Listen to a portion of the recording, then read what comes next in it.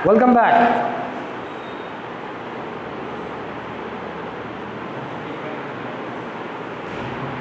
हाँ, अब आया सामने, फिर से वेलकम बैक। तो कल हम लोगों ने देखा कि एक भूमिका देखी हमने कि 1600 से किस प्रकार हम आगे बढ़े, किस प्रकार हमारा संविधान तैयार हुआ, कब लागू हुआ और संविधान किस प्रकार आपको दिखाई देगा, उसमें क्या प्रावधान होंगे। अब मैं दूसरे हिस्से में चलता हूँ। संविधान आपने देख लिया, आपको पता हो गया कि संविधान में मूल संविधान जो 26 जनवरी 1950 को लागू हुआ था उसमें 22 भाग, किस प्रकार से संविधान आपको संविधान में आपको वर्गीकरण मिलेगा। पहले भागों में होगा, वो भाग अनुच्छेदों में विभक्त होंगे, है ना। और उसी संविधान में अनुसूचियाँ आपने देखी थी, 8 थी। अनुच्छेद मूल संविधान में 395 थे। और किस प्रकार क्या क्या बदला है, वर्तमान में क्या स्थिति है, ये आपने देखा। अब मैं थोड़े दूसरे एंगल में जाता हूँ। संसद 2 क्लास, अब आगे की 2 क्लास हम देखेंगे कि जो संसद बार बार आप सुनते हैं उसकी संरचना कैसी है, क्या उसकी विशेषताएं। हालांकि वो सब आप बाद में पढ़ेंगे, लेकिन अगर ध्यान देंगे तो अच्छी बात है, क्योंकि यहीं आपके बहुत सारे प्रश्न, मैं ये जो गोला बनाऊंगा अभी, यहीं बहुत सारे प्रश्नों के उत्तर मिलेंगे आपको, जो परीक्षा में पूछे भी जाते हैं। लेकिन मेरा इसको ऐसे कराने का मतलब ये है कि जब मैं बार बार जब मैं कोई टॉपिक शुरू करूँगा, संसद आएगा तो आपको क्लियर रहेगा कि ये संसद है। बार बार जब मैं बोलूँगा राज्य विधानसभा तो क्लियर रहेगा आपको ये विधानसभा है। फिर बार बार जब मैं बोलूँगा आपको अधिनियम क्या है, अधिनियम, विधेयक, ये सब टेक्निकल शब्दों का नाम लूँगा तो वो सब आपको पता होगा आपके लिए। फिर उस समय वो शब्द नए नहीं रह जाएंगे, तो वो क्लैरिटी आएगी। ठीक है, चलिए।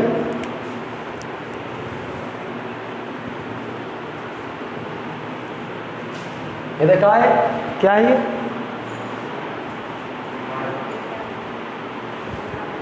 हाँ, अंडा भी तो हो सकता है, थोड़ा चपटा अंडा। नहीं, गोला मार, ठीक है। ये जो बड़ा गोला है, इसे आप समझें भारत। बड़ा, ये क्या है, भारत। संविधान की भाषा में इसे ही आप क्या समझें, जब भी मैं बोलूं केंद्र, मतलब ये बड़ा गोला आपके दिमाग में आना चाहिए। जब भी मैं भारत बोलूं तो ये तो गोला, ये समझ गए आप, भारत से। केंद्र जब भी बोलूँगा मैं, सेंटर, सेंटर, केंद्र मतलब सेंटर। तो ये गणित की भाषा में मत चले जाना, सेंटर वो वाला। जब भी मैं संविधान की भाषा में सेंटर बोलूँगा तो आपको ये बड़ा गोला आपके ध्यान में आना चाहिए।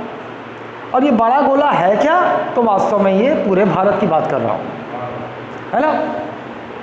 अच्छा, अब आपको ये पता है। और अच्छा, एक और चीज़ मैं बोलूँगा, केंद्र या संघ बोलूँ तो भी आपको यही पिक्चर में आना चाहिए। भारत संघ बोलूँ तो भी यही बड़ा गोला आपके ध्यान में आना चाहिए। अच्छा, ये जो भारत है, आप जानते हो भारत एक संघ है। भारत संघ है किसका, किसका संघ है भारत? राज्यों और संघ शासित प्रदेशों का। नहीं, जो ये भारत है ये किससे मिलकर बना है? इसके अंदर क्या मिलेगा आपको? राज्य मिलेंगे और केंद्र शासित प्रदेश, ये 2 यूनिट। अब उस आप ऐसा भी सोच सकते हो कि राज्य के अंदर जिला होता है, जिला डिवीज़न होता है, संभाग कहते हैं जिसे हम, संभाग क्या और जिला, ये सब इतना वहाँ मत जाओ। भारत संघ जो है ये राज्यों और संघ शासित प्रदेशों से मिलकर बना है ना। ये बड़ा मतलब इस बड़े गोले के अंदर 28 गोले और बन सकते हैं राज्यों के लिए, और 8 गोले और बन सकते हैं संघ शासित प्रदेशों के लिए। जैसा कि कल मैंने बताया, वर्तमान में भारत में राज्यों की स्थिति क्या है, 28 राज्य हैं और 8 संघ शासित प्रदेश है ना। अच्छा, तो मैं चलिए मतलब 28 एक गोले बना देता हूँ कुछ। आप इसके अंदर ऐसे 28 गोले हैं, ये 28 गोले, और ये क्या है, राज्य होंगे। इसी गोले के अंदर और इस प्रकार से 8 गोले होंगे और ये क्या है? संघ शासित प्रदेश, यूटीज हम जिसे कहते हैं, यूटी कहते हैं इसे, यूनियन टेरिटरी, अंग्रेजी में यूनियन टेरिटरी। अच्छा, संघ शासित बोलूं या केंद्र शासित बोलूं, कोई अंतर है क्या? कंफ्यूज ना होइएगा, एक ही बात है। केंद्र बोलो या संघ बोलो, ना ना ना ना मत जाओ अभी आगे, सब जानोगे तुम। जो अभी मतलब अभी क्या है ना, ऐसा सवाल पूछ दिए हो जो गलत है, समझोगे आगे सब समझोगे। संघ शासित या केंद्र शासित प्रदेश हम इसे कहेंगे। तो चलो अब ये भारत है, उसको देख लेते हैं। पहले संघ है, इस पूरे भारत के लिए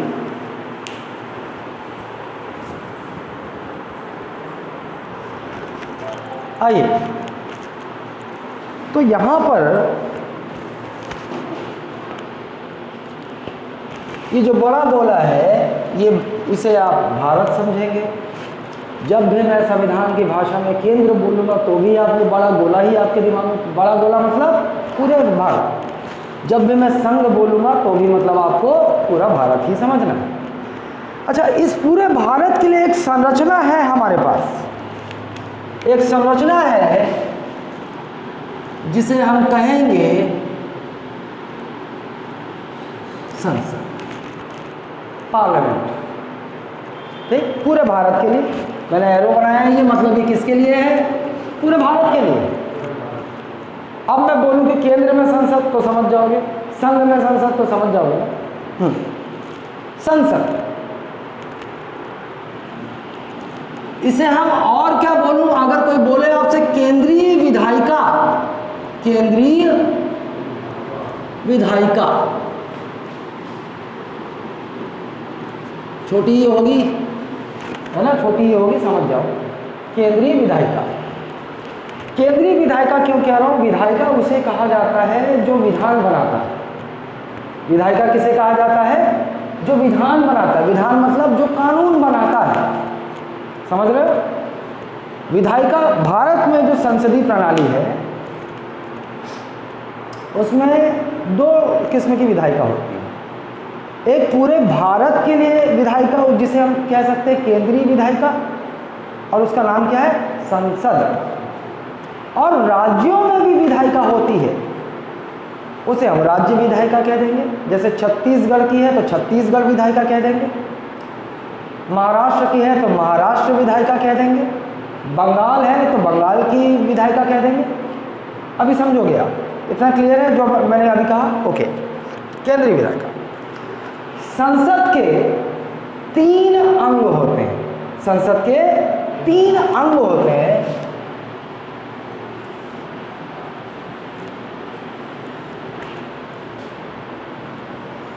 तीन अंग,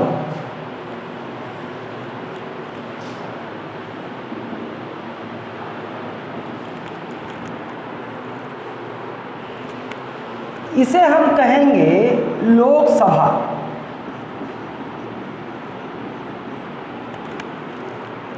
या निम्न सदन। क्या कहेंगे? निम्न सदन। इसे हम कहेंगे राज्यसभा या उच्च सदन। और ये जो व्यक्ति हैं चुटैया वाले, इन्हें आप समझ लीजिए राष्ट्रपति, प्रेसिडेंट। ठीक, तो संसद के कितने अंग होते हैं? 3। क्या क्या? लोकसभा, राज्यसभा और राष्ट्रपति।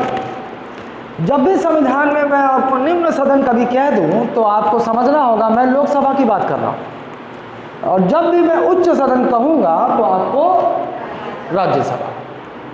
ठीक, ओके। अब ये संरचना किसके लिए? संसद या केंद्रीय विधायिका, ये जो संरचना है ये किसके लिए है? ये केंद्र के लिए है, मतलब पूरे भारत के लिए है, पूरे भारत के लिए है। अब हम ये जानते हैं कि जो बड़ा गोला है, जिसे हम भारत समझ रहे हैं, जिसे केंद्र कह रहे हैं, जिसे संघ कह रहे हैं, वास्तव में ये मिलकर बना है 28 राज्यों और 8 संघ शासित प्रदेशों से मिलकर बना है ये संघ। मतलब इस बड़े गोले, ये बड़ा गोला जो है 28 राज्य पूरा अंदर लगा दो, 8 राज्य लगा दो, जो सीमा बनेगी उसी के ऊपर ये गोला बना हुआ है। इसी प्रकार की संरचना, ये तो आप समझ गए ना, मैं आपको समझाने के लिए इसको मिटा रहा हूं कि ये बड़े गोले 28 राज्यों और 8 संघ शासित प्रदेशों से मिलकर बना है।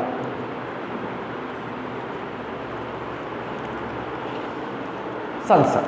अब मैं एक उदाहरण, आप जानते हैं कि ये बड़ा गोला 28 राज्य, इसके अंदर 28 राज्य और 8 संघ शासित प्रदेश। एक उदाहरण ले लेता हूँ राज्य का, कोई उदाहरण। छत्तीसगढ़ में रहते हैं, छत्तीसगढ़ राज्य का उदाहरण ले लेता हूँ। इसके अंदर जो 28 गोले और प्लस 8 गोले, उसमें से एक गोला मैं उदाहरण स्वरूप ले लेता हूँ, और वो है, ये क्या है, छत्तीसगढ़। छत्तीसगढ़, ठीक। जिस प्रकार की संरचना आपको भारत के लिए या केंद्र के लिए या संघ के लिए संसद के रूप में यहाँ दिखाई दे रही है, या केंद्रीय विधायिका के रूप में यहाँ दिखाई दे रही है, बिल्कुल इसी प्रकार की संरचना आपको राज्य में भी दिखाई दे सकती है, ठीक। और वो क्या कहलाएगी, राज्य विधायिका। बड़ी ही होगा शायद, छोड़ो, कंफ्यूज हो। राज्य विधायिका। अब हमें अगर देखिए 28 राज्य हैं, 28 राज्यों में विधायिकाएं हैं, तो भाई आपको कैसे पहचानोगे हम किस विधायिका की बात कर रहे हैं। तो जब हमें बोलना होगा तो हम क्या राज्य का नाम ले लेंगे, छत्तीसगढ़ राज्य विधायिका, महाराष्ट्र राज्य विधायिका, बंगाल राज्य विधायिका, समझ रहे हो। अच्छा, आपके मन में एक सवाल अभी उत्पन्न होगा जिसका जवाब मैं अभी यहीं पर दे देता हूं कि हमें ये पता है कि भाई 28 राज्य हमारे पास, अभी वर्तमान में स्थिति क्या है, 28 राज्य, मतलब 28 राज्यों के पास उनकी राज्य विधायिका है, राज्य विधायिका है। लेकिन 8 संघ शासित प्रदेशों की भी तो बात कर रहे हैं हम, संघ शासित प्रदेशों की भी तो बात कर रहे हैं। तो मैं यहाँ फिलहाल के लिए ये बता दूं, ये ज़रूरी नहीं कि सभी संघ शासित प्रदेशों में विधायिका हो, ये ज़रूरी नहीं है, ठीक। अब मैं बताऊंगा कहाँ कहाँ है, कहाँ कहाँ नहीं है। मैं आता हूँ, इसको यहीं पर रोक कर वापस चलता हूँ।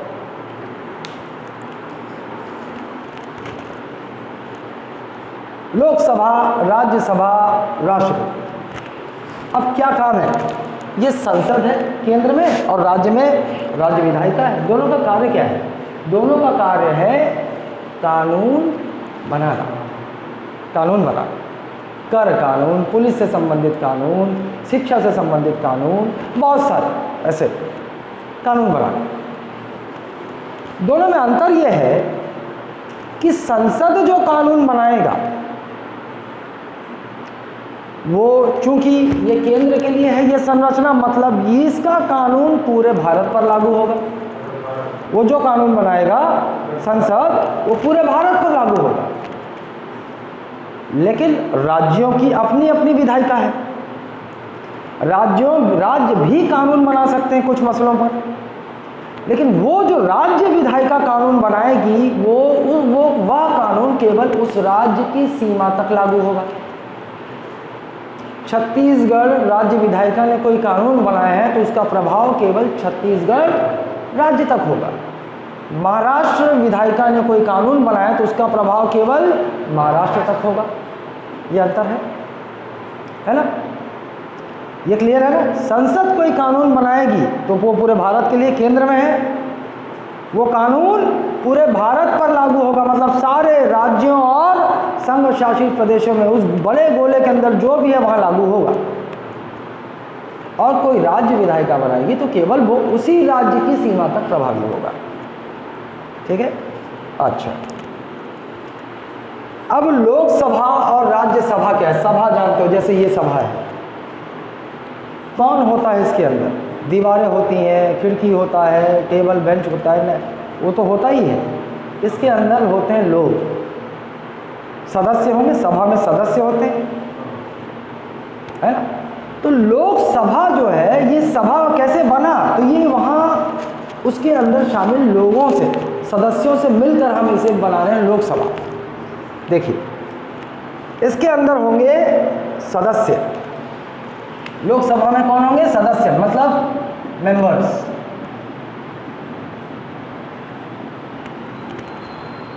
और यहाँ भी राज्यसभा में भी मेंबर्स होंगे, सदस्य होंगे। और राष्ट्रपति तो एक ही होगा, या तो महिला होगी या पुरुष होगा, या ट्रांसजेंडर भी हो सकता है, उन्हें भी कानूनी अधिकार है।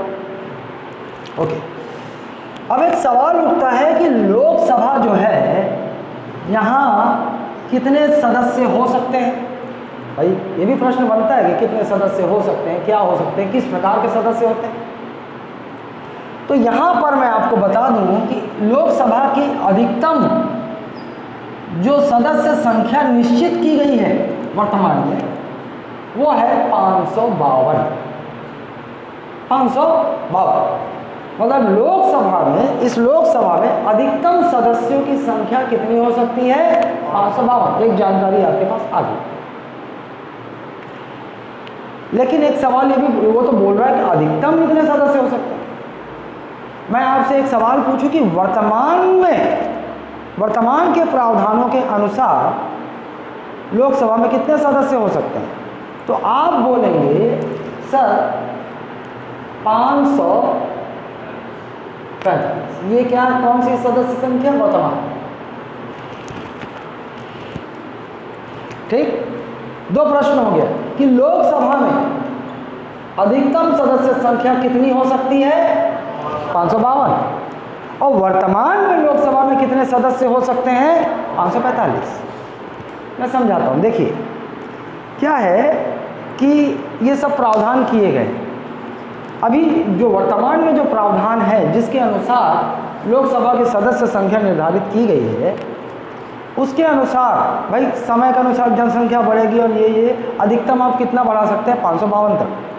लेकिन इसका मतलब ये नहीं कि 552 आज से 20 साल भी 552 ही रहेगा। जब ज़रूरत महसूस होगी तो उस प्रावधान में संशोधन किया जा सकता है और उस 552 को आगे बढ़ाया जा सकता है।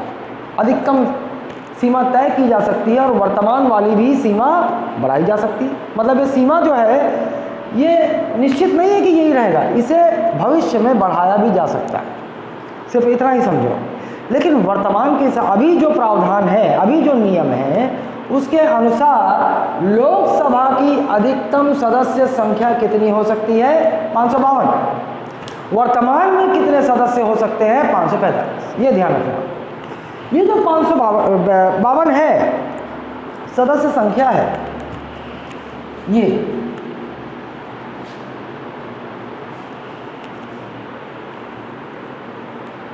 2026 वर्तमान में जो लिमिट की गई है ना, इसे कब तक के लिए लिमिट की गई है? 2026 तक। सन 2026 तक लोकसभा की अधिकतम सदस्य संख्या 552 हो सकती है। मतलब 2026 के बाद बढ़ाया भी जा सकता है। सीमा कहाँ तक? 2026 तक। अच्छा, एक और सवाल कि भाई किसी आधार पर यह संख्या निश्चित की गई होगी? कोई आधार होगा? तो आधार है और आपसे पूछे कि भैया बताओ किस आधार पर लोकसभा की सदस्य संख्या निश्चित की गई है, तो आपका उत्तर होना चाहिए 1971 की जनगणना। 1971 की जनगणना। अब आपके देखिए आपके पास कितने सवालों के उत्तर हैं कि भैया लोकसभा की अधिकतम सदस्य संख्या कितनी हो सकती है? 552। वर्तमान में कितने सदस्य हो सकते हैं? 545। ये जो लोकसभा की सदस्य संख्या निश्चित की गई है, ये प्रावधान कौन से वर्ष तक के लिए है? 2026 तक किस आधार पर लोकसभा की यह सदस्य संख्या निश्चित की गई है, तो आपका उत्तर होगा 1971 में जो जनगणना हुई थी, सेंसस, उसके आधार पर। ठीक, ओके, आगे बढ़ो। ये जो लोकसभा के सदस्य हैं और ये जो राज्यसभा के सदस्य हैं, इन्हें हम जानते हैं क्या कहेंगे? इन्हें हम कहते हैं हिंदी में सांसद। भाई लोकसभा और राज्यसभा संसद के ही तो अंग हैं, संसद के अंग है ना, तो इनके जो सदस्य हैं उन्हें हम क्या कहेंगे? सांसद। संसद और सांसद में डिफरेंस समझ में आया है ना? सांसद, अंग्रेजी में हम इसे कहते हैं एमपी। क्या होता है फुल फॉर्म एमपी का? मेंबर ऑफ, क्योंकि इसे हम संसद को अंग्रेजी में क्या कहते हैं? पार्लियामेंट।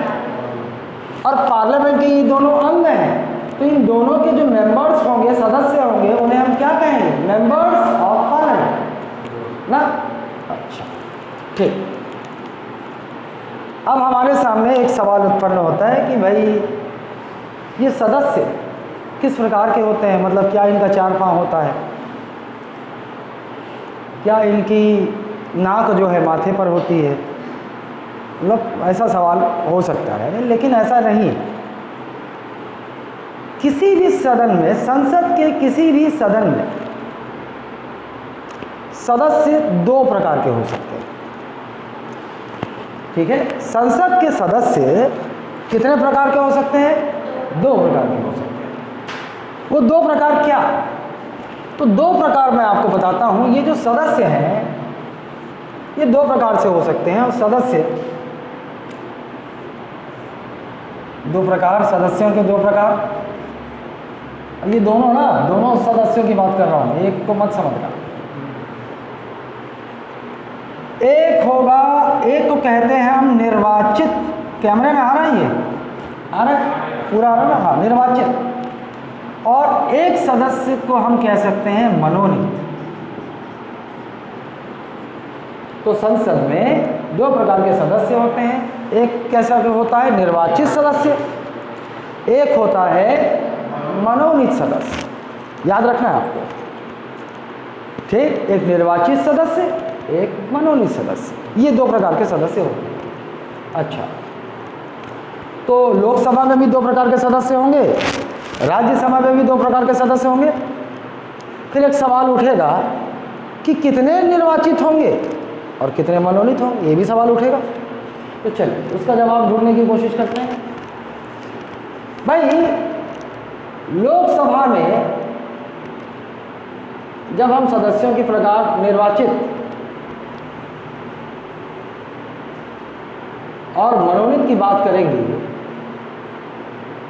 तो निर्वाचित सदस्यों की संख्या इसमें ना, यहाँ देखो वो सब आंकड़े आपके नोट्स में मिल जाएंगे, उतना भी कंफ्यूज होने की ज़रूरत नहीं है कि क्या क्या। तो अलग अलग आंकड़े होंगे, वो आराम से आपको क्लियर आपके नोट्स में दिखाई देंगे। अभी यहाँ देखिए, अभी वर्तमान में कितने सदस्य? 545 हो सकते हैं। इसमें ये आंकड़ा देखते हैं हम, निर्वाचित तो 543। कितने सदस्य निर्वाचित हो सकते हैं? 543। और फिर कितने सदस्य मनोनीत हो सकते हैं? 2 ही बचा, 2। आपसे कोई सवाल बन सकता है ये कि बताइए भैया लोकसभा में कितने सदस्य निर्वाचित होते हैं, कितने सदस्य मनोनीत होते हैं? अब अगर ये अलग अलग प्रकार के सदस्य हैं तो इनमें भी कुछ अंतर होगा, कुछ तो अंतर होगा, अंतर है। ये जो निर्वाचित सदस्य हैं, ये मैं इसके बाद बताऊंगा कि ये निर्वाचित कैसे होते हैं।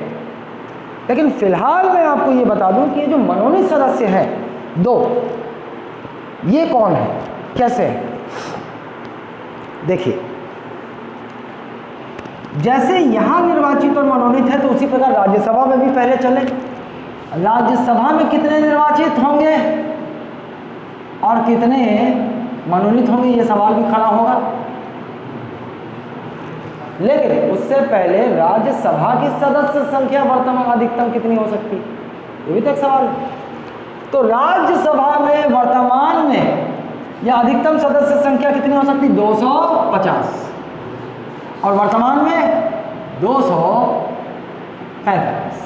ये दोनों आंकड़े आपको याद रखें। राज्यसभा की अधिकतम सदस्य संख्या सन 2026, वर्तमान में जो प्रावधान किया गया है, सन 2026 तक कितनी हो सकती है, 250। वर्तमान में राज्यसभा में कितने सदस्य हो सकते हैं, 245।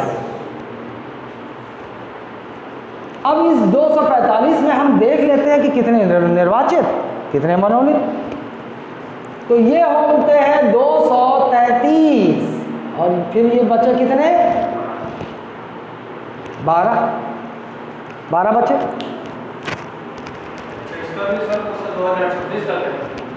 उस बढ़ाया जा सकता है। देखिए 2026 अभी मान लीजिए, हाँ मान लीजिए मैंने एक नियम बनाया और मैंने उस नियम में लिख दिया कि 2026 तक यही स्थिति रहेगी। लेकिन भाई मैं उस नियम में संशोधन भी कभी भी कर सकता हूँ ना।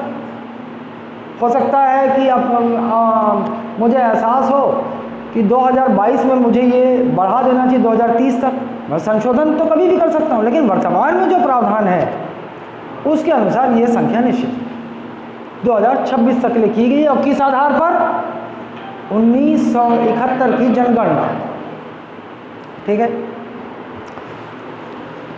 तो लोकसभा में कितने निर्वाचित सदस्य हो सकते हैं वर्तमान में,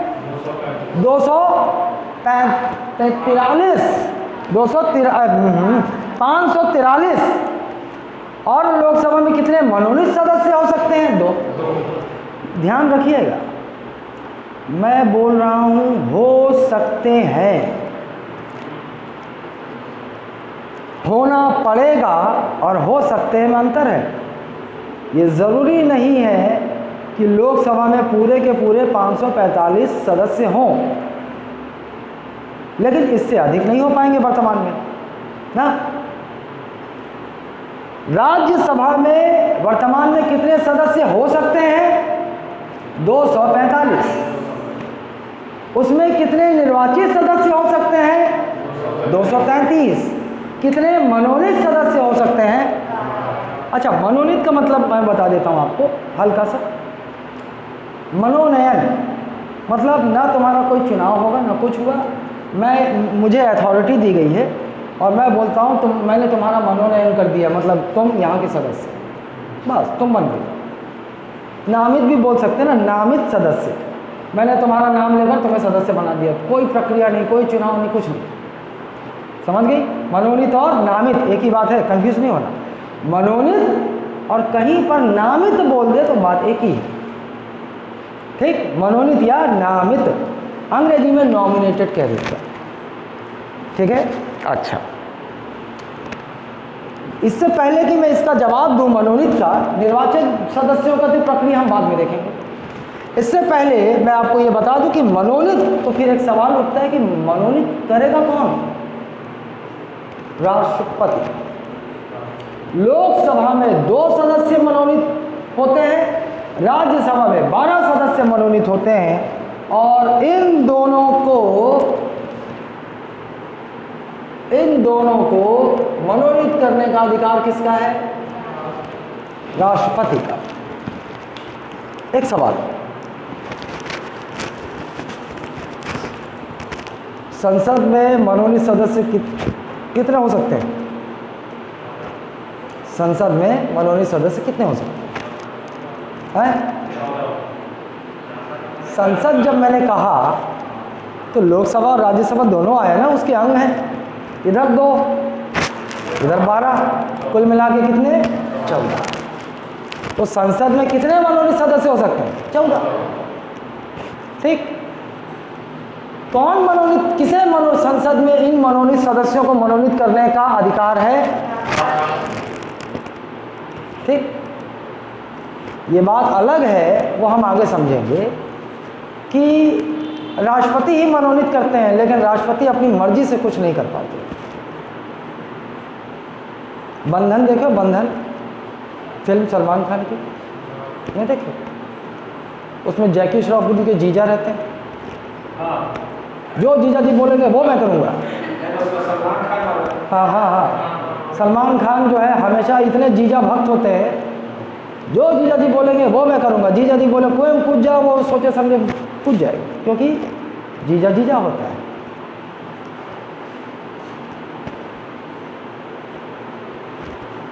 कुछ सलमान खान जो है मतलब राष्ट्रपति। हाँ, सलमान खान राष्ट्रपति हैं। तुमको पता है जीजा कौन है? प्रधानमंत्री,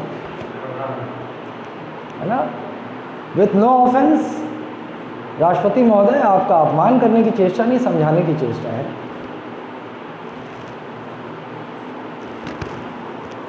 जो प्रधानमंत्री बोलेंगे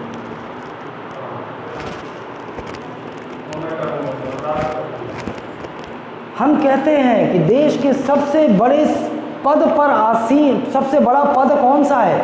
राष्ट्रपति का है। लेकिन वास्तव में जब आगे आप चलोगे तो आप देखोगे कि राष्ट्रपति जो है मात्र कठपुतली जैसा बिहेव करेंगे। वास्तव में जो इधर से प्रधानमंत्री बोलेंगे वो इन्हें करना पड़ेगा, और ऐसा संविधान ने बनाया। देखेंगे आप, आगे समझेंगे। लेकिन यदि संविधान कह रहा है कि भैया एक व्यक्ति बताओ जो लोकसभा और राज्यसभा में 14 सदस्यों को मनोनीत करते हैं, तो आपका जवाब क्या होगा?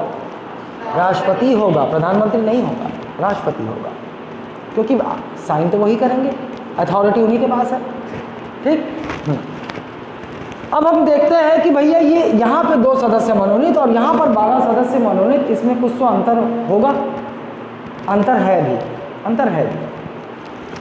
ये जो लोकसभा में 2 सदस्य मनोनीत किए जाएंगे, ये क्या क्या होंगे? ये होंगे आंग्ल भारतीय। कैसे व्यक्ति होंगे ये? आंग्ल भारतीय। एंग्लो इंडियन सुना होगा आपने? एंग्लो इंडियन, एंग्लो मतलब आधा अंग्रेज, आंग्ल और इंडियन मतलब भारतीय। अब मैं आपको इसका डेफिनेशन, बहुत सरल वाला डेफिनेशन बताता हूँ, जिसको आप आसानी से दिमाग में रखें। उसकी क्रिटिकलिटीज़ में मत जाएं, उसकी आवश्यकता नहीं। वो लोग जिनके पिता तो भारतीय हों, मतलब भारतीय नागरिक हों, लेकिन माता जो है किसी यूरोपीय देश की नागरिक हो। मतलब वो पुत्र जिसके पिता, वो पुत्र या पुत्री जिसके पिता भारतीय नागरिक हो और माता यूरोप के किसी देश की नागरिक। समय समय पे बहुत परिवर्तन हुए, लेकिन वर्तमान में आपको यही ध्यान रखना। ठीक। कौन कहलाएगा आंग्ल भारतीय? जिसके पिता भारतीय नागरिक हों और माता यूरोप के किसी देश की नागरिक हो। कोई उदाहरण याद आ रहा है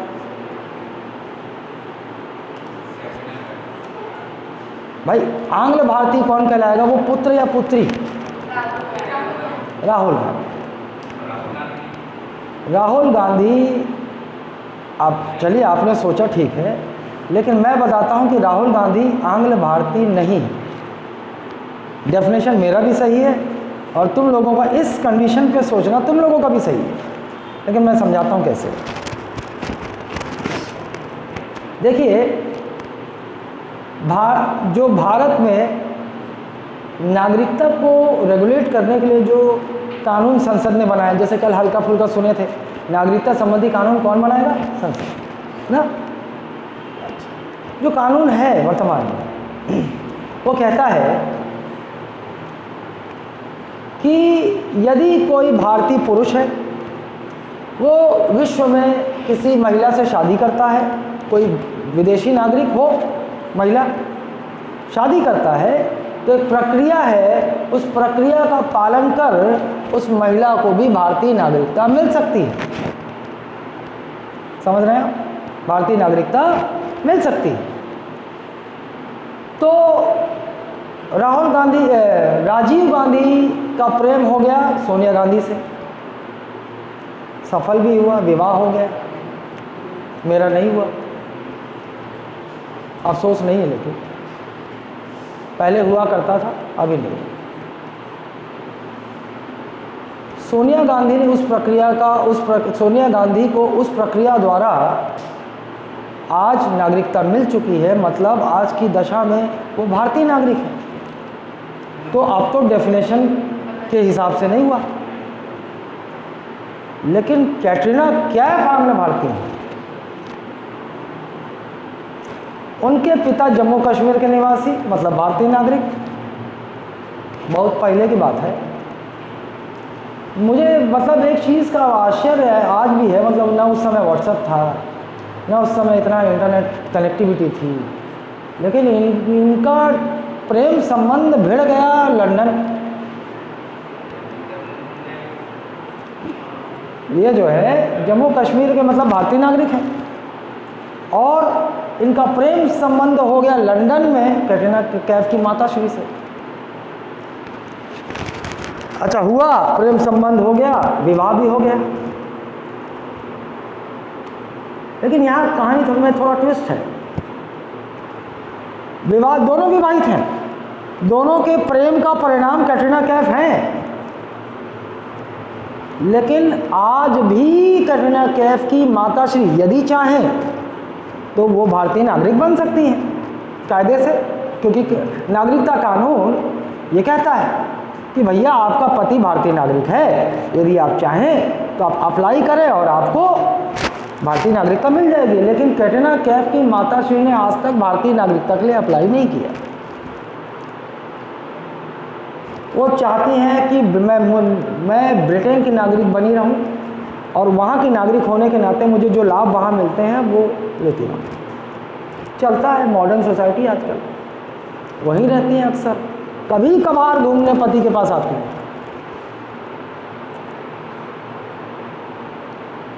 तो कभी कभार में कैटरीना कैफ हो गई।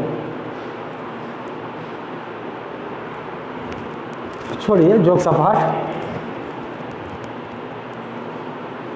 विदेशों में चलन है ऐसा, मतलब चल जाता है, पति इधर है पत्नी उधर है, 6-7 महीना साल भर में एक बार मुलाकात, खाने पूर्ति, पति है मेरा,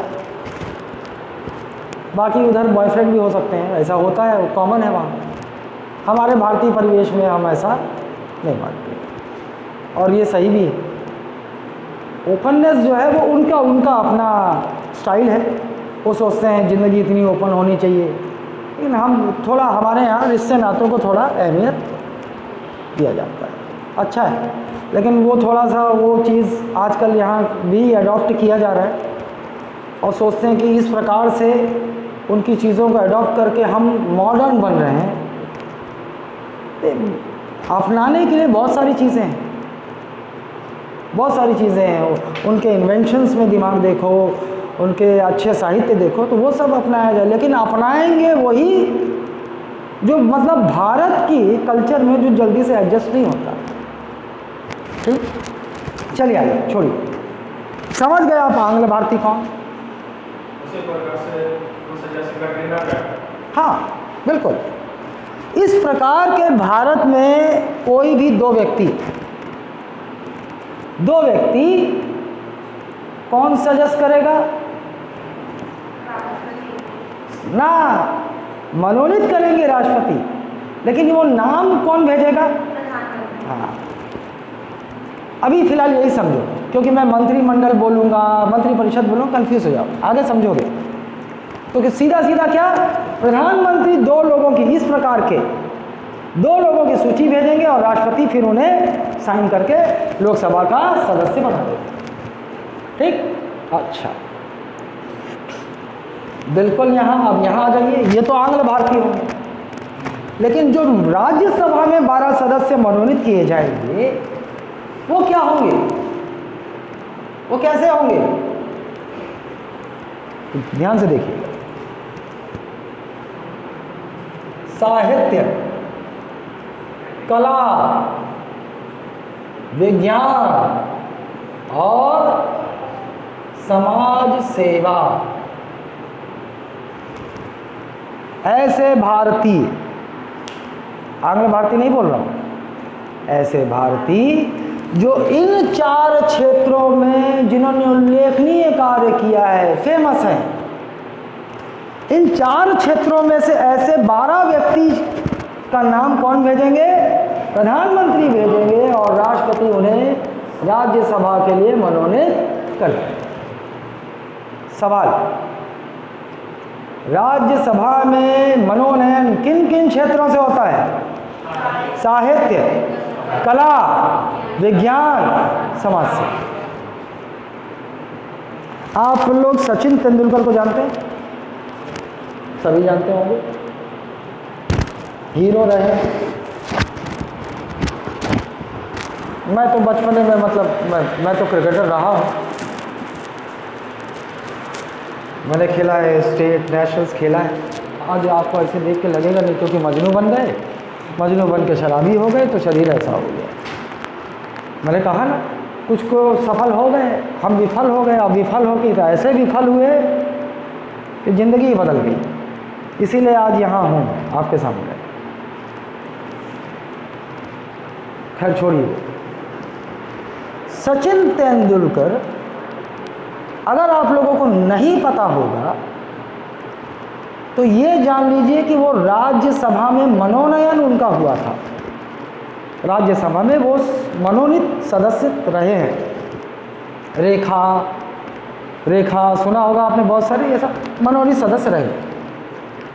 तो एक सवाल उठा ऑपोजिशन पार्टी, मतलब वो जो है कांग्रेस की पार्टी उधर की तरफ से हुए थे, तो ऑपोजिशन पार्टी ने सवाल उठाया कि देखो भाई, सचिन का राज्यसभा में मनोनयन असंवैधानिक है, मतलब संविधान के प्रावधानों के विरुद्ध है। ये सवाल उठा था। तो फिर पूछा गया कैसे भाई? तो बोला गया कि राज्यसभा में मनोनयन के लिए जो 4 क्षेत्र दिए गए हैं वो है साहित्य, कला, विज्ञान और समाज सेवा। स्पोर्ट्स तो है नहीं भाई। ना तो सचिन तेंदुलकर साहित्यकार हैं, ना तो कला, डांस, नाच गाना करते हैं, ना तो विज्ञान में कुछ उन्होंने उल्लेख नहीं किया, ना तो समाज सेवी। ये तर्क दिया गया। बाद में जस्टिफिकेशन जो दिया गया राष्ट्रपति महोदय द्वारा, प्रणब मुखर्जी थे उस समय, ये कहा गया कि देखिए भाई, सचिन तेंदुलकर माना कि एक क्रिकेटर है, खेल से जुड़े व्यक्ति, लेकिन सचिन तेंदुलकर करोड़ों युवाओं के आइकॉन हैं। न सिर्फ भारत में बल्कि पूरे विश्व में युवा जो है उनको फॉलो करते हैं और सचिन तेंदुलकर उन्हें इंस्पायर करते हैं। तो जो व्यक्ति करोड़ों युवाओं को इंस्पायर कर सकता है, क्या वो समाज सेवा से कम है? ये जस्टिफिकेशन दिया गया और इस प्रकार से सचिन तेंदुलकर का मनोनयन संवैधानिक ठहराया गया। ठीक है, कंफ्यूज मत होना, क्योंकि जब ऐसा हुआ था ना तो बहुत सारे कोचिंग संस्थानों ने जुड़वा दिया स्टूडेंट्स को, खेल जोड़ लो, खेल से हुआ है। उनको इतना ज्ञान नहीं था। खेल आज भी नहीं जुड़ा है, आज भी यही 4 क्षेत्र हैं। कौन कौन से 4 क्षेत्र से राज्यसभा में मनोनयन होता है? साहित्य, कला, विज्ञान, समाज से। ठीक है, यहां तक क्लियर है?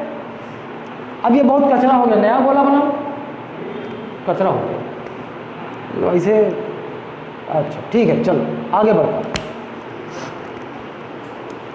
अब जैसे यहां पर आपने केंद्र में संसद की संरचना देखी, बिल्कुल वैसा पता है कि आपको राज्य में विधायिका होती है। खोल, मुंह खोल, पूरा खोल लो, बाहर करो। अबे ये आम बात है, धीरे धीरे, अभी नहीं हो रहा है, एकदम धीरे धीरे अडॉप्ट हो जाओ। ऐसा नहीं है कि मेरे को ऐसा नहीं होता था, मैं भी जब पढ़ता था होता है, कभी होगा कभी नहीं होगा, धीरे से अडॉप्ट हो जाओगे, अलर्ट हो जाओगे। उस पिछले साल एक लड़की मेरी क्लास में थी, उसमें एक गुण था, विशेष गुण जो सबके पास नहीं हो सकता। देखो बहुत सिंसियर थी, रोज़ क्लास आती थी, उसका नंबर भी अच्छा आता था, पढ़ती थी, लेकिन उसकी आदत ऐसी थी कि मतलब उससे निकलने नहीं, उसको निकल जाती थी, कैसे पचा लेती थी पता नहीं।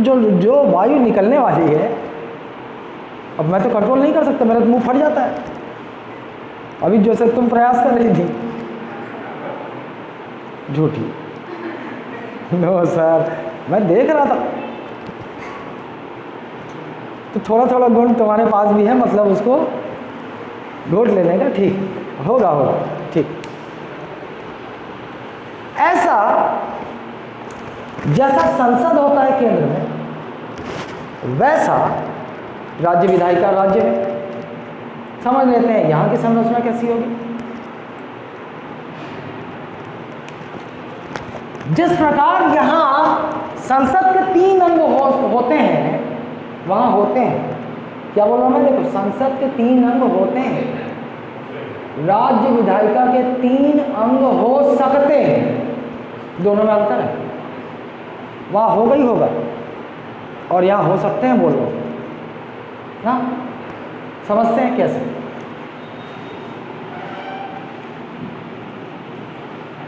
जैसे यहाँ लोकसभा, उसी प्रकार की एक संरचना आपको राज्य विधायिका में मिल सकती है, और वो कहलाएगी विधानसभा। क्या कहलाएगी? विधानसभा। अंग्रेजी में बोलते हैं इसे हम लेजिस्लेटिव असेंबली। जैसे यहाँ संसद में राज्यसभा की एक संरचना है, राज्य में हो सकती है, और उसे हम कहेंगे विधान परिषद, लेजिस्लेटिव काउंसिल। और जैसे यहाँ एक व्यक्ति राष्ट्रपति का पद धारण करते हैं, उसी प्रकार राज्य में एक व्यक्ति हो सकते हैं जो कहलाएंगे राज्यपाल, गवर्नर।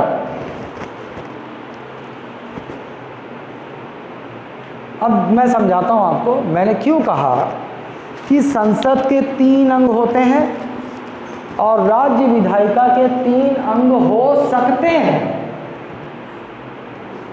देखिए, आपको ये जो संरचना है, ये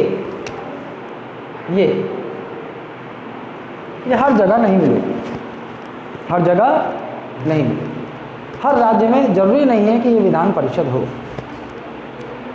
लेकिन राज्य में फिर ये तो तय है कि किसी राज्य में 2 अंग तो जरूर होंगे।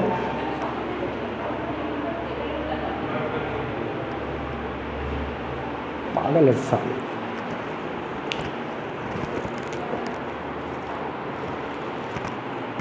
किसी राज्य में यह तो तय है कि 2 अंग होंगे ही होंगे, और कुछ राज्यों में 3 अंग होंगे। जहां 2 होंगे वहां मिसिंग कौन सा होगा? परिषद, विधान परिषद। मतलब मैं ये कह दूं कि ये जरूरी नहीं कि राज्य विधायिकाओं, सभी राज्य विधायिकाओं में या सभी राज्यों में विधान परिषद हो। क्लियर है? ये जरूरी नहीं है। फिर आपके मन में कोई सवाल उत्पन्न होता है, ऐसा क्यों? होना चाहिए ना सर, ऐसा क्यों है? कुछ राज्यों में 3 अंग होंगे, मतलब क्या होगा?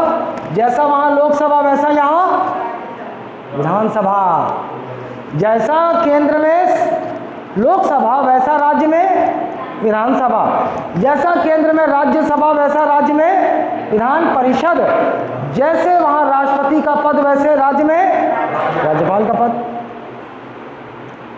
लेकिन ये जरूरी नहीं कि हर राज्य में उस राज्य विधायिका के 3 अंग उपस्थित हों। और ठीक है, तो क्या नहीं मिस हो सकता है कुछ राज्यों में? वो है विधान परिषद। अब मैं आपको एक और सवाल आपके मन में आना चाहिए कि सर ऐसा क्यों है कि कुछ राज्यों में विधान परिषद होगी विधानसभा के साथ, लेकिन कुछ राज्यों में विधानसभा के साथ विधान परिषद नहीं होगी? तो मैं बताता हूँ आपको। देखिए क्या है, राज्यों की जनसंख्या अलग अलग है। किसी राज्य की ज़्यादा है, किसी राज्य की जनसंख्या बहुत कम है। जहाँ बहुत कम है और तो वहाँ अगर विधायकों से काम एमएलए, देखो ये लेजिस्लेटिव असेंबली कहलाती है, मतलब विधानसभा का सदस्य क्या कहलाएगा, जैसे यहाँ एमपी बोल रहे थे ना, क्या कहलाएगा, मेंबर ऑफ लेजिस्लेटिव असेंबली। हमेशा आप लोग सुनते हो ना एमएलए एमपी, लेकिन अभी समझ में आएगा कि एमएलए कहाँ है, एमपी कहाँ है। भाई यहाँ का सदस्य, यहाँ भी तो सदस्य हैं, विधानसभा का सदस्य ही एमएलए कहलाता है, मेंबर ऑफ लेजिस्लेटिव असेंबली, क्योंकि विधानसभा को अंग्रेजी में हम कहते हैं लेजिस्लेटिव असेंबली। और ये आप बहुत कम सुनते हो, लेजिस्लेटिव काउंसिल का मेंबर एमएलसी कहलाएगा, member of legislative council. Clear है ना, ये यहाँ तक क्लियर है, कोई शंका अपने मन में रखना नहीं, क्लियर है। क्या बोलते हैं सर? किसको? किसी को उस विधानसभा के, देखो जैसे यहाँ संसद का एक अंग है लोकसभा, वैसे ही किसी राज्य विधायिका का एक अंग होता है विधानसभा। इसे अंग्रेजी में कहते हैं लेजिस्लेटिव असेंबली। तो यहाँ का मेंबर क्या कहलाएगा, मेंबर ऑफ लेजिस्लेटिव असेंबली बोल सकते हैं, एमएलए। ये विधान परिषद को हम कहते हैं लेजिस्लेटिव काउंसिल। तो यहाँ का मेंबर क्या होगा, member of legislative council, MLC नहीं, जैसे यहाँ होता था। यहाँ पे दोनों के लिए कॉमन शब्द है एमपी, लेकिन आपको बताना होगा कि भाई किस सदस्य का एमपी है, तो आप बोल देते हो लोकसभा एमपी, राज्यसभा एमपी, ऐसा बोलना पड़ेगा यहाँ पर। अच्छा, जिस प्रकार लोकसभा केंद्रीय विधायिका का निम्न सदन है, उसी प्रकार विधानसभा राज्य विधायिका का क्या होगा, निम्न सदन होगा, एकदम कॉपी, जैसा इधर संरचना वैसी उधर। किसी राज्य विधायिका का उच्च सदन को क्या कहलाएगा, विधान परिषद। क्लियर है, यहाँ तक क्लियर है ना, आगे बढ़ो। चलो अब विधान परिषद देखो, नहीं है विधान परिषद सारे राज्यों में। अब हम देखते हैं कि कहाँ कहाँ है, कहाँ कहाँ नहीं। अपडेट किए थे तुम लोग, जब मैं अपडेट करवाया था व्हाट्सएप में भेजा था ना पहले। अच्छा, ये क्लास तुम लोग किए नहीं हो, हाँ तुम्हारे पीछे आज आइए।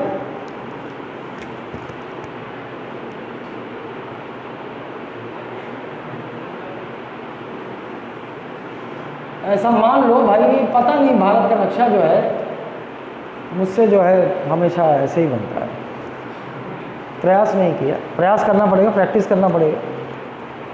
आइए अब देखते हैं हम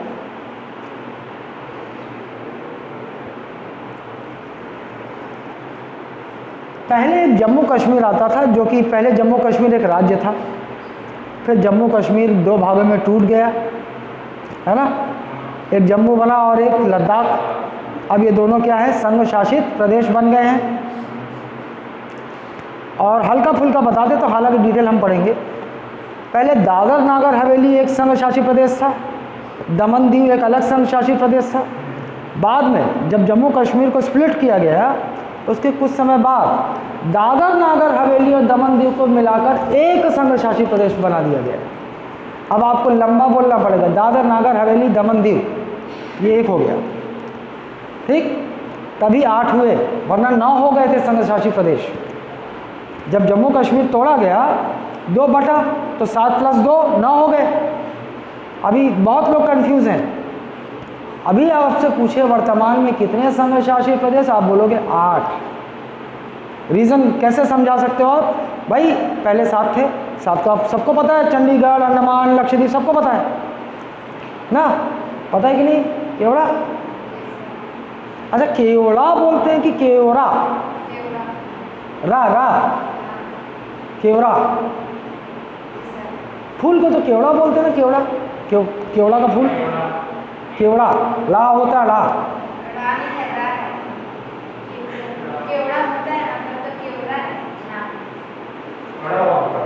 केवड़ा होता है, तो उससे मिलता जुलता केवड़ा रखा गया तुम्हारा नाम, लेकिन तुम्हारे नाम का अर्थ तो वही है ना, वो वाला फूल। मेरा नाम है लक्ष्मीकांत। अब पता है इसका अर्थ, लक्ष्मी का कांत, कांत मतलब हस्बैंड, लक्ष्मी का कांत अर्थात विष्णु ना, ये लोग कहते हैं।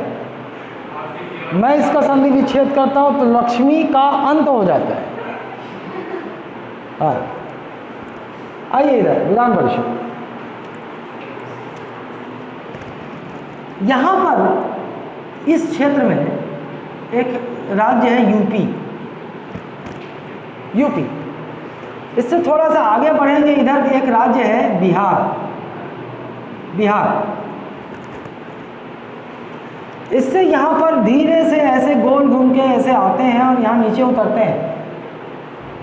तो नीचे उतरे तो इधर क्या है, आएगा, देखो इधर उतरते हैं ना, बंगाल, उड़ीसा, फिर ऐसे ऐसे उतरते हैं। इधर क्या कर्नाटका है, इधर पड़ेगा कर्नाटका, इधर क्या पड़ेगा, छत्तीसगढ़ छोड़ दो, छत्तीसगढ़ से और नीचे आओ तो क्या पड़ेगा, आंध्रा पड़ेगा। आंध्र प्रदेश घूमो, ऐसे आओ, इधर से घूम के केरल, तमिलनाडु ऐसे घूम के आओ, यहाँ क्या पड़ेगा, कर्नाटका पड़ेगा, पड़ेगा ना कर्नाटका। और ऊपर चढ़ोगे तो यहाँ क्या है, महाराष्ट्र है, एमएच महाराष्ट्र है। ज्योग्राफी में ये सब पढ़ोगे, लोकेशन पता लग जाएगी। अभी मैं जो बता रहा हूँ वही समझो। 1 2 3 4 5 है, कितना हुआ, 5 हुआ। और क्या है, तेलंगाना। ये यहाँ से आंध्र प्रदेश से यहाँ पे लगा हुआ, आपको लगभग छत्तीसगढ़ से भी लगा हुआ यहाँ मिलेगा तेलंगाना। जम्मू कश्मीर खत्म। अब मैं आपसे पूछूं कि बताइए भैया, वो कौन कौन से राज्य हैं जहां राज्य विधायिका के तीनों अंग विद्यमान हैं? तो आपका जवाब देखो कैसा होना चाहिए, 6 राज्य। कितने राज्यों में है, 6 राज्यों में है। कौन कौन से हैं, चलो ऊपर से चलो। ये ऊपर यूपी से नीचे उतरे बिहार, चलो घूम के आते हैं आसाम, मिजोरम, नागालैंड की तरफ से। आओ, बंगाल आया, बंगाल से नीचे उतरे उड़ीसा आया, उड़ीसा के बगल में छत्तीसगढ़ है, और नीचे उतरे आंध्रा है, आंध्रा तीसरा। यूपी उतरो, बिहार घूम के आओ, असम से इधर नीचे आंध्रा, और अब चलो पूंछ से घूम के ऊपर चढ़ते हैं तमिलनाडु से। जैसे ही ऊपर चढ़े कर्नाटका, कर्नाटका से ऊपर चढ़े महाराष्ट्र, और महाराष्ट्र और आंध्र के बीच में इधर पर क्या है, तेलंगाना।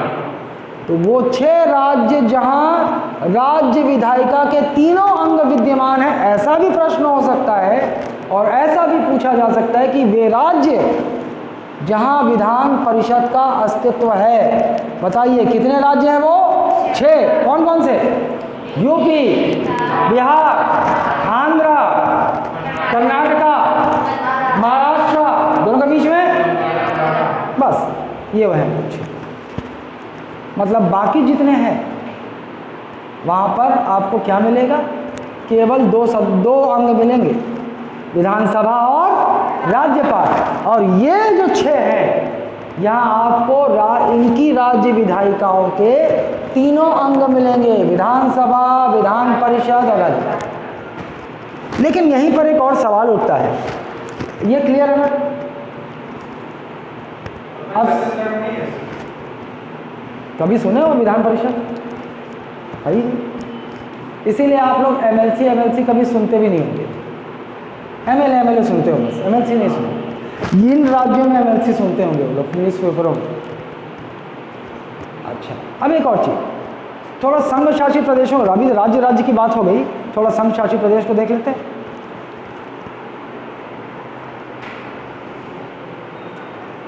संघ शासित प्रदेश,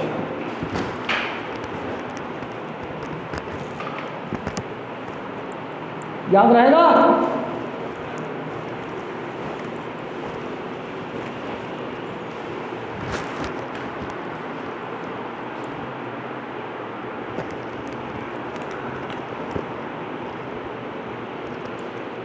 फिर से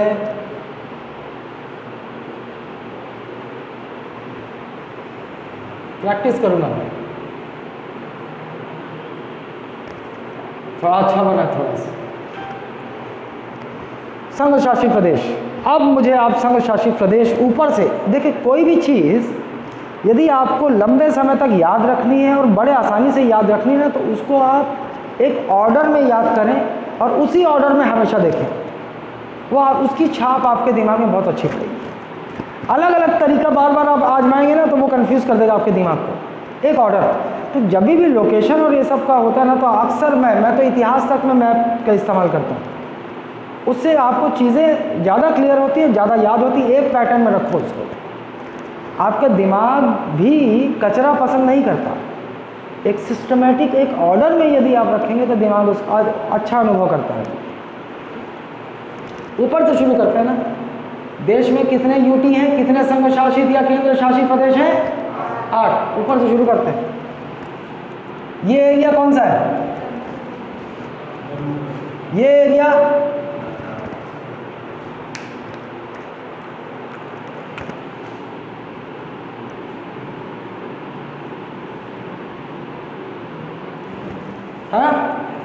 तो ऊपर 2 संघ शासित प्रदेश दिख गए आपको, जम्मू कश्मीर और लद्दाख। यहाँ से नीचे उतरते हैं, यहीं से एक ऑर्डर में चलते हैं, नीचे उतरते हैं। तो नीचे उतरते वक्त आपको सबसे ऊपर क्या आएगा?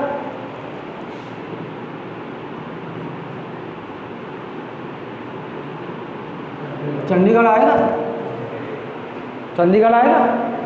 थोड़ा सा और नीचे उतरते हैं, यहाँ कहीं आपको क्या आ जाएगा? दिल्ली आएगा, है ना।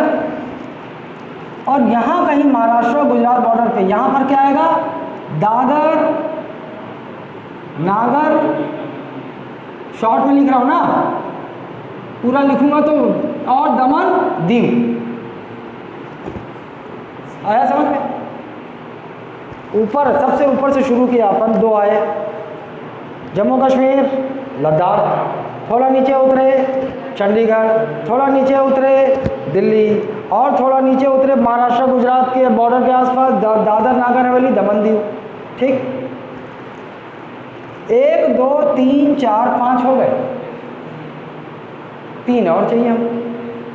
कहाँ है? यहाँ पर 3 आइलैंड और 1 आइलैंड यहाँ है। जानते हो आप दमन दीव को एक ही नाम है क्या?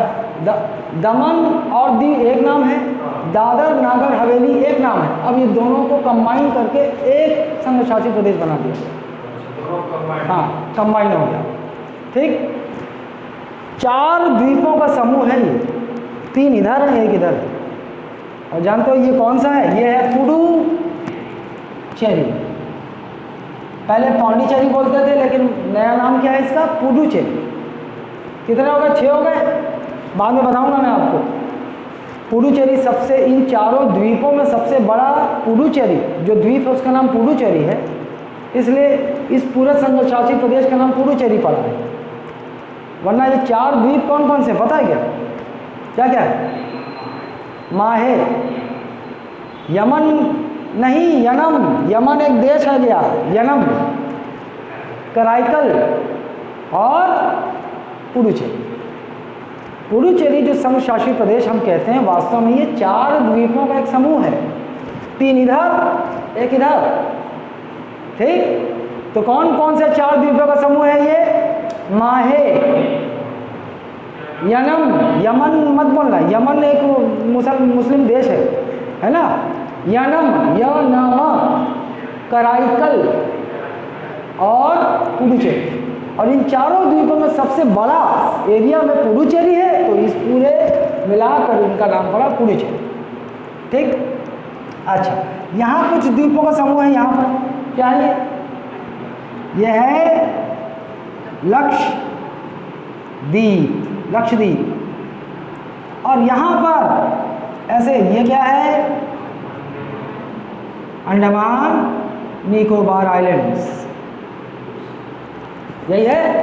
अच्छा, सवाल भाई, हम तो राज्यों की स्थिति तो हमने देख ली कि कौन कौन से राज्यों में, इन 6 को छोड़ के बाकी सारे राज्यों में केवल मतलब 22 राज्य हैं जहाँ केवल 2 अंग हैं, इनको छोड़ के 2 ही अंग है ना वहाँ, विधानसभा और राज्यपाल।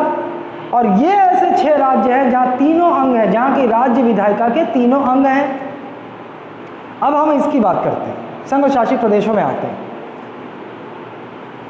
सवाल, क्या संघ शासित प्रदेशों में भी बिल्कुल ऐसी व्यवस्था है? तो जवाब नहीं।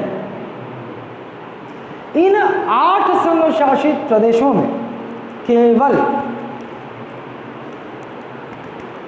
केवल 2, क्योंकि जम्मू कश्मीर में था पहले, वो तो खत्म कर दिया गया।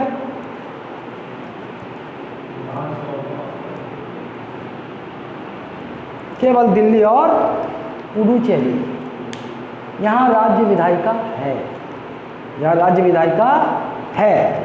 तो कौन कौन से संघ शासित प्रदेश जहाँ राज्य विधायिका है? दिल्ली और पुडुचेरी। विधान परिषद तो यहाँ भी नहीं, मतलब यहाँ राज्य विधायिका है लेकिन यहाँ विधानसभा और राज्यपाल बस। अच्छा, कौन अलग अलग संघ शासित प्रदेशों में लेफ्टिनेंट गवर्नर है ना, कहीं कमिश्नर, ये भी फैक्ट है, लेकिन मैं अभी आपको उतना कंफ्यूज नहीं करना चाहता। दिल्ली में राज्यपाल नहीं होता, पुडुचेरी में राज्यपाल नहीं होता, क्या होते हैं? लेफ्टिनेंट गवर्नर, लेफ्टिनेंट गवर्नर, उपराज्यपाल कहा जाता है। बताऊंगा बाद में कि कहाँ उपराज्यपाल कहा जाएगा, कहाँ राज्यपाल, कहाँ पे कमिश्नर, सब बताऊंगा। ठीक है, यहाँ तक क्लियर है? बैठा दिमाग में? Take a break.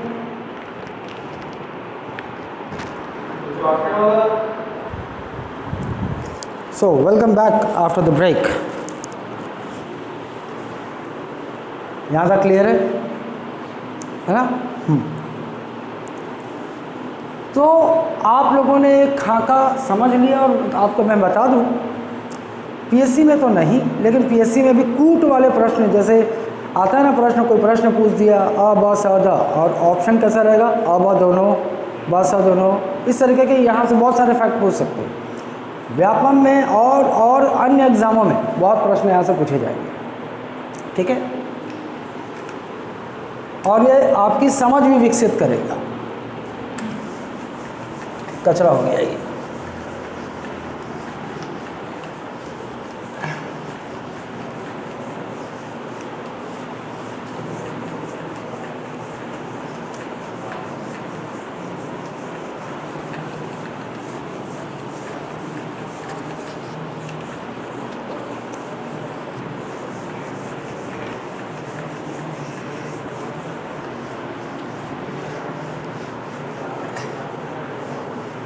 इतने सारे षड्यंत्रकारी हैं,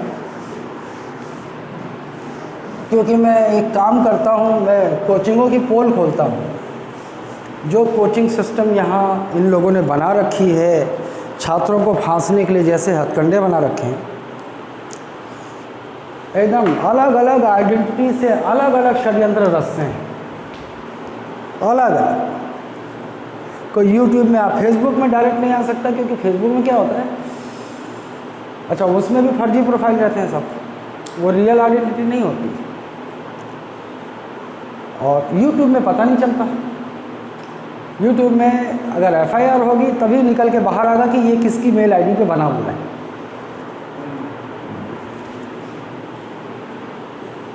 चलिए आगे बढ़ते हैं। आप लोगों ने देख लिया जो अभी तक, उसमें आप मनोनीत तो समझ गए, लेकिन निर्वाचित सदस्य कैसे निर्वाचित होते हैं, कौन होते हैं, ये आपको अभी समझना है। ठीक, फिर से ये गोला चलता रहेगा 2-3 दिनों तक, इससे प्रेम है मुझे।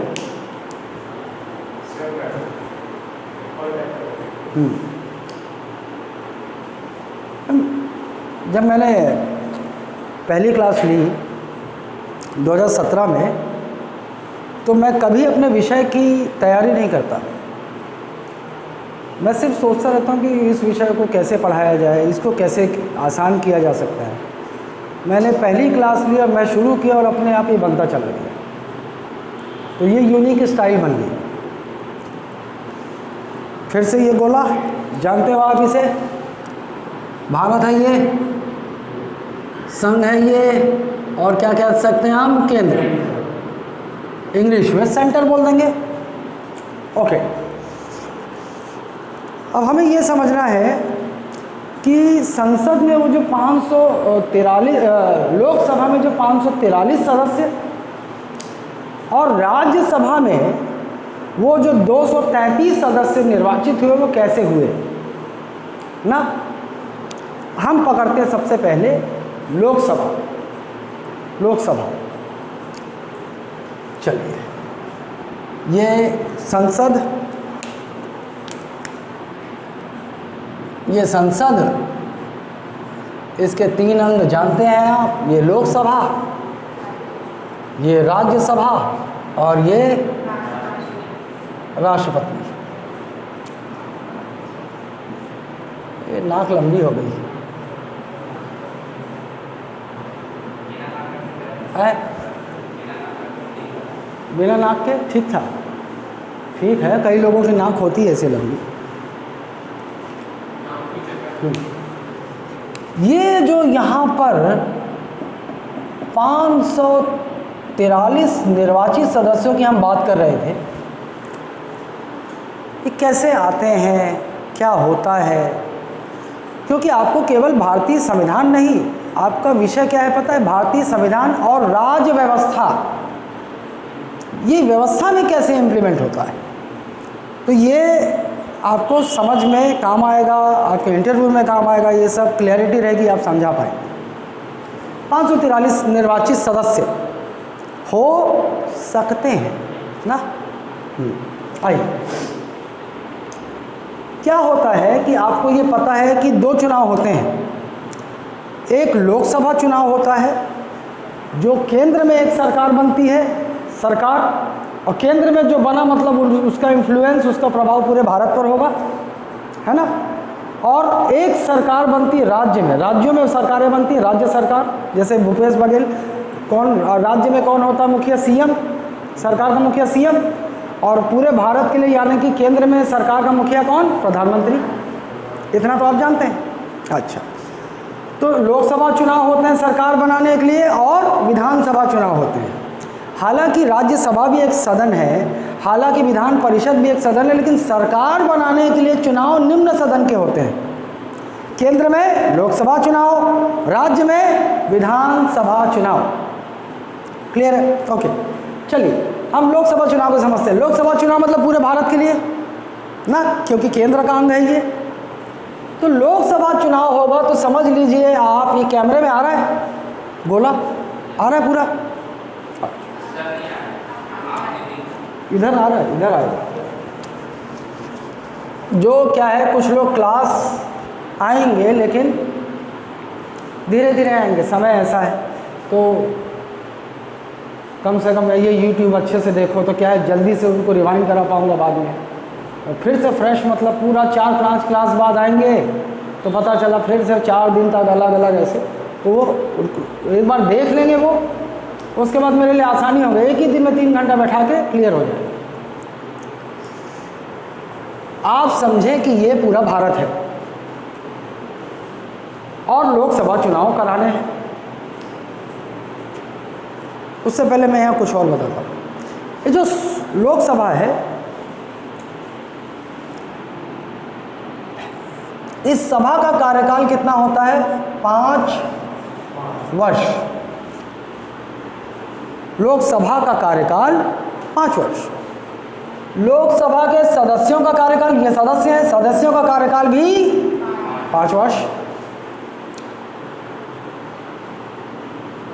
ये कम भी हो सकता है और ये ज़्यादा भी हो सकता है, ये बात आपको ध्यान रखना है।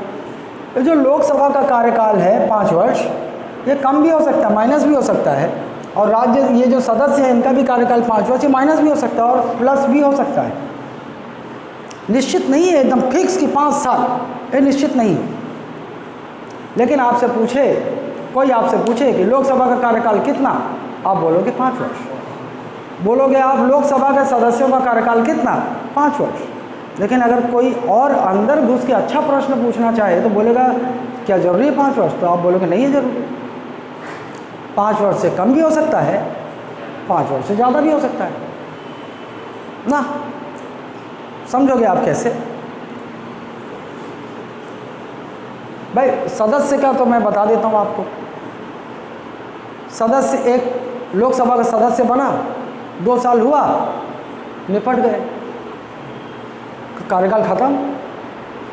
नहीं, रिज़ाइन कर दिए, सदस्यता से रिज़ाइन कर दिए, कार्यकाल खत्म। ये तो समझ में है ना, कम कैसे हो सकता है। और लोकसभा का कार्यकाल जो 5 वर्ष है, ये कम, वो आप अभी मैं जो बोलने वाला हूँ ना, ये आप कल की क्लास में समझोगे इसको, अभी सिर्फ ध्यान देना। लोकसभा के सदस्यों का कार्यकाल कम हो सकता है, समझ गए ना कैसे? रिज़ाइन कर दिया या अयोग्य ठहरा दिया गया तो भी निष्कासित हो जाएगा, या निपट गए तो भी कम हो सकता है। लोकसभा का कार्यकाल भी कम हो सकता है सामान्य 5 वर्षों से। अब जो बोलूँगा सिर्फ सुनना, इसको समझोगे आप कल, क्योंकि बड़ा विस्तृत है वो, पूरा मंत्रिमंडल और ये सब बताऊंगा तब समझोगे आप। यदि जो सरकार है अल्पमत में आ जाती है, अल्पमत है ना, तो सरकार गिर जाएगी। और सरकार गिरने का मतलब ये लोकसभा भंग हो जाएगा। समझोगे अच्छे से इसको, लेकिन कल समझ पाओगे, क्योंकि और भी बहुत सारी चीज़ें बताऊंगा तब उसको रिलेट करोगे। तो लोकसभा का सामान्य कार्यकाल 5 वर्ष, लेकिन इससे पहले भी लोकसभा कभी भी भंग हो सकती है। भंग अगर हो गई तो मतलब लोकसभा खाली हो गई, सारे सदस्य भी गए और लोकसभा खाली हो गई, इसे हम कहेंगे लोकसभा का भंग होना। तो कार्यकाल भी जाहिर सी बात है कम हो गया। वो चाहे तो 6 महीने में भी हो सकता है, चाहे तो 1 साल में भी हो सकता है। कम कैसे होगा ये तो इतना आप जान गए। ज़्यादा भी हो सकता है, मैं बोल रहा हूँ ज़्यादा भी हो सकता है। जैसे बहुत विस्तार से आप जानोगे आगे ना मैं, लेकिन फिर भी आपको एकदम अभी क्वेश्चन मार्क के साथ छोड़ना नहीं चाहता। यहाँ पर ज़्यादा भी हो सकता है 5 वर्ष से। भाई एक सरकार चुनाव हुए, एक सरकार बनी, चल रहा था 4 साल 10 महीने हुए ही थे, अचानक छिड़ गया युद्ध। पाकिस्तान हमारा दुश्मन जानते, कभी भी स्थिति बनी रहती, युद्ध छिड़ गया। अब जब युद्ध छिड़ गया तो ऐसी अवस्था में आगे चल के आप देखोगे कि देश में आपातकाल लग जाता है, राष्ट्रीय आपातकाल, इमरजेंसी जिसे हम कहते हैं, इमरजेंसी। सब क्लैरिटी आएगी ना, आराम से बस सुनो बस। तो ऐसी स्थिति में युद्ध छिड़ गया और देश में राष्ट्रीय आपातकाल लग गया, तो चुनाव तो हो नहीं सकते उस समय।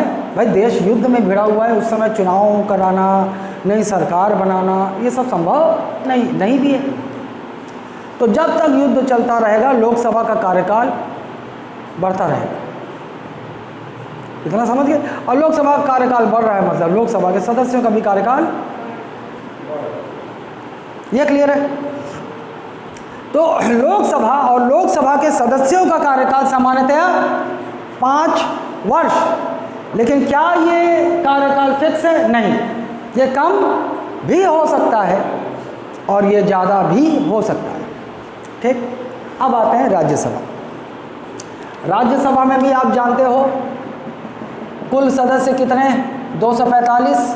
245 को हमने तोड़ा था, 233 निर्वाचित, 12 मनोनीत, ये कितने? 545, और इसको 2 भागों में तोड़ा था, 543 और 2 ना, ये निर्वाचित, ये मनोनीत।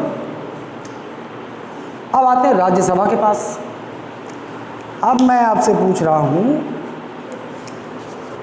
जिस प्रकार लोकसभा का कार्यकाल 5 वर्ष, उस प्रकार राज्यसभा का कार्यकाल कितना? 6 वर्ष। राज्यसभा का कार्यकाल, राज्यसभा का कोई कार्यकाल नहीं होता है ना। देखो, लोकसभा का कार्यकाल 5 वर्ष, लोकसभा के सदस्यों का कार्यकाल 5 वर्ष, लेकिन राज्यसभा का कोई कार्यकाल नहीं होता। राज्यसभा का कोई कार्यकाल नहीं होता, इसलिए हम इसे क्या कहते हैं? परमानेंट हाउस, स्थायी सदन। राज्यसभा क्या कहलाता है? स्थायी सदन, परमानेंट हाउस। ध्यान रखिएगा, फंसाने वाला है ये। लोकसभा का कार्यकाल 5 वर्ष, राज्यसभा का कार्यकाल नहीं होता। लोकसभा स्थायी सदन नहीं कहलाता, क्योंकि लोकसभा भंग होता है, आज नहीं तो कल होगा, तो वो कभी स्थायी नहीं रहता। लेकिन राज्यसभा एक ऐसा सदन है जो हमेशा बना रहेगा। क्यों? क्योंकि राज्य संविधान ने राज्यसभा का कोई कार्यकाल निश्चित नहीं किया। अब हमें इसे समझना पड़ेगा कि कैसे राज्यसभा स्थायी सदन है, कैसे राज्यसभा का कार्यकाल। मैं बोल रहा हूं कि राज्यसभा का कार्यकाल नहीं होता, तो क्यों नहीं होता, देखते हैं। अब ये तो राज्यसभा की बात हो गई, राज्यसभा का कार्यकाल नहीं होता। राज्यसभा एक स्थायी सदन है, परमानेंट हाउस है। लेकिन राज्यसभा के सदस्यों का कार्यकाल ये होता है 6 वर्ष।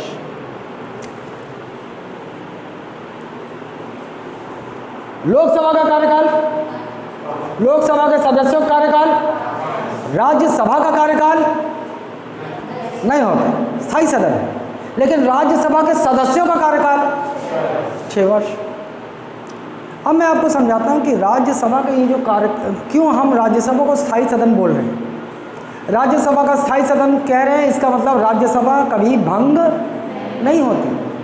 भंग का अर्थ समझ गया आपको? सभा भंग मतलब सारे सदस्य गायब, खाली, फिर से चुनाव होंगे, नए सदस्य बनेंगे और लोकसभा गठन होगा। लेकिन राज्यसभा में कभी ऐसी स्थिति नहीं बन पाती है कि राज्यसभा पूरी तरह से खाली हो।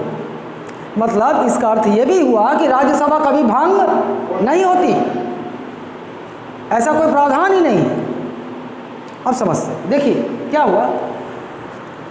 हम आज़ाद हुए, 1952 में पहली बार लोकसभा चुनाव हुए, पहली बार चुनाव हुए। भाई लोकसभा में तो पता हुआ चुनाव हुए तो 543 सदस्य कैसे आ सकते हैं? उस समय तो इतनी सदस्य संख्या नहीं थी, उस समय कम थी। आज़ाद हुए उस समय जनसंख्या कम थी, उस समय 1971 का सेंसस के आधार पर थोड़ी था, उस समय दूसरे प्रावधान थे। तो उनका चुनाव हो गया और जो 2 मनोनीत करना था वो मनोनीत कर दिए गए, आंग्ल भारतीय, ये तो ठीक था।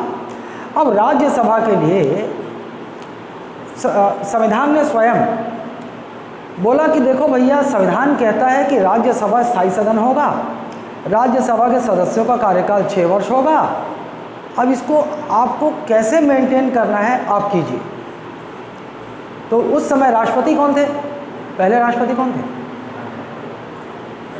डॉक्टर राजेंद्र प्रसाद पहले राष्ट्रपति थे।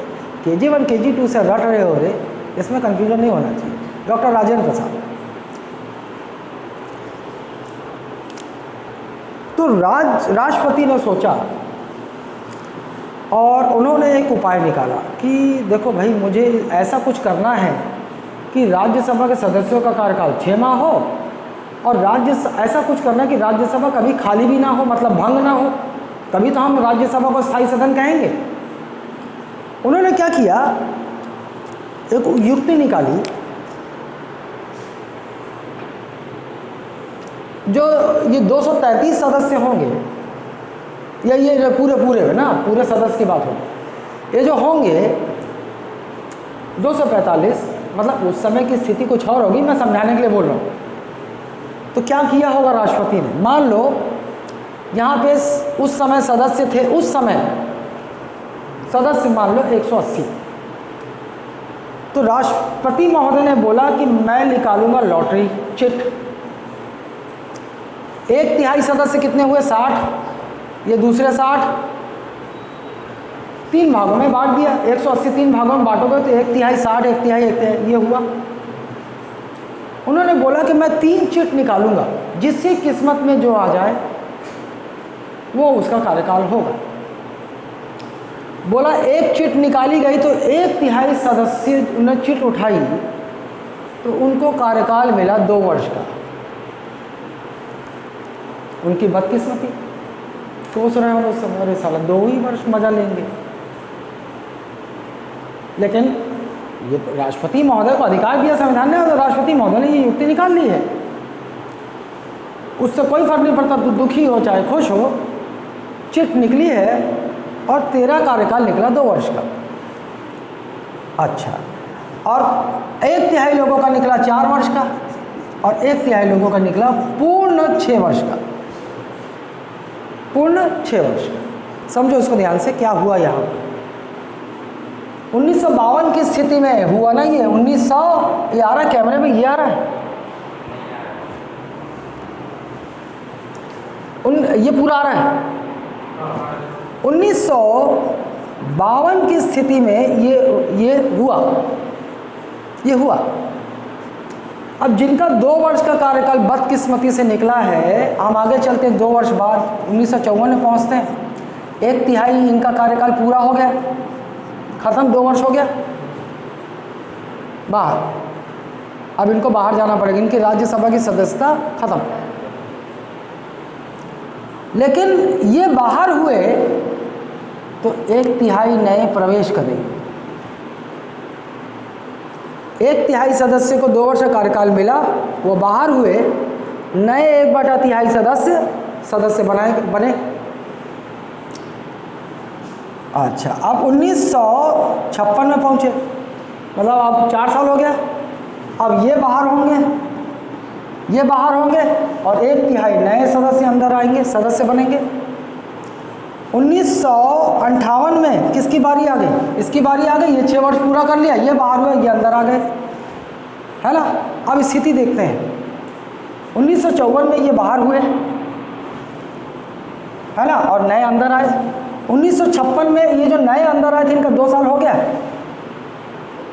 है ना, इनका 2 साल हो गया। और ये बाहर होंगे, अब नए आए तो इनका 0 अभी शुरू होगा, 0 अभी आए हैं। और इनका कितना हो गया? 2 साल हो गया। 1958 में क्या हुआ? इनका कितना हो गया? 4 हो गया। इनका कितना हो गया? जो नए आए थे 2 हो गया। ये बाहर हुए, नए 1/3 अंदर आए। समझ रहे हो ना? एकदम क्लियर केवड़ा समझा था सुनोनी? हाँ। अब देखो 1900 आगे चलते हैं। इनका 6 हो जाएगा, इनका 4 हो जाएगा, इनका 2 होगा जो नए नए आए थे।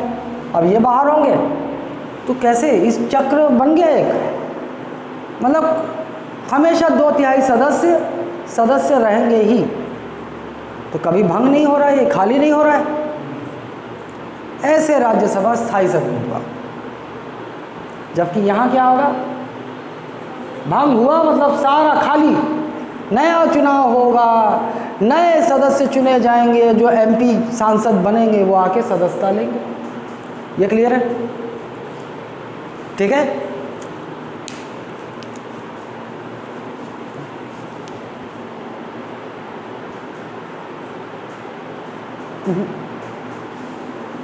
आज आगे बढ़ूंगा तो गड़बड़ हो जाएगा क्योंकि बड़ा लेंदी है वो, ये क्लास कल आगे बढ़ेगी। हाँ बोलिए।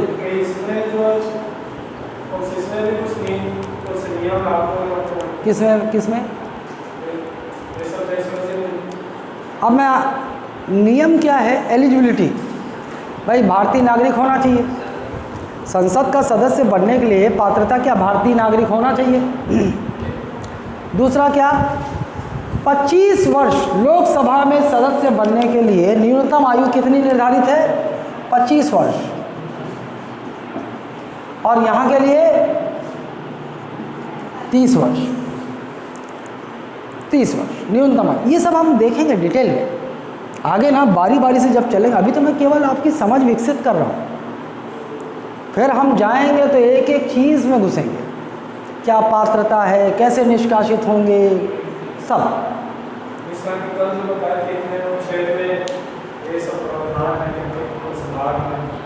उन प्रावधानों को हम डिटेल में पढ़ेंगे ना। अभी तो मैं सिर्फ भूमिका बना रहा हूँ, समझ विकसित कर रहा हूँ।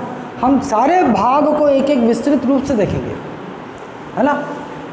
चलिए आज के लिए धन्यवाद, क्योंकि अभी मैं जो शुरू करूँगा ये फिर एक आध घंटा ले लेगा और बीच में शुरू करके छोड़ना बेकार है और फिर तुम लोग पगलाओगे। अभी धीरे धीरे तुम्हारा दिमाग ट्रेन होगा। ठीक है, थैंक यू।